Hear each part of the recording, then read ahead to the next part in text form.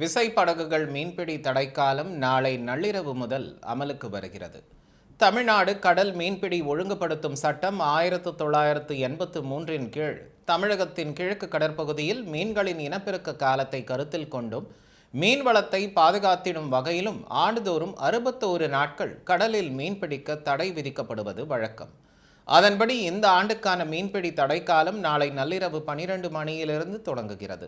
இதனால் ராமேஸ்வரத்தில் நேற்று விசைப்படகுகள் மீன்பிடிக்க செல்லக்கூடிய நாளாக இருந்தும் இலங்கை கடற்படையின் தொடர் கைது நடவடிக்கை காரணமாக செல்லவில்லை. இதனால் 700க்கும் மேற்பட்ட விசைப்படகுகள் துறைமுக கடல் பகுதியில் வரிசையாக நங்கூரமிட்டு நிறுத்தி வைக்கப்பட்டுள்ளன. நாளை நள்ளிரவு முதல் மீன்பிடி தடைக்கால சீசன் தொடங்கும் நிலையில் ராமேஸ்வரம் பகுதியில் மட்டும் 700க்கும் அதிகமான விசைப்படகுகள் இன்னும் 2 மாதத்திற்கு நிறுத்தப்படுகின்றன.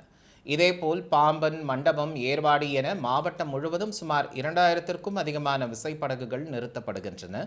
மீன்பிடி தடைக்காலத்தில் மீனவர்கள் தங்கள் விசைப்படகுகளை கரையில் ஏற்றி வைத்து மராமத்து பணிகளில் ஈடுபடுவார்கள். அதே நேரத்தில் நாட்டு படகுகள், சிறிய படகு மீனவர்கள் வழக்கம் போல் மீன்பிடி தொழிலில் ஈடுபடுவார்கள் என்பது குறிப்பிடத்தக்கது.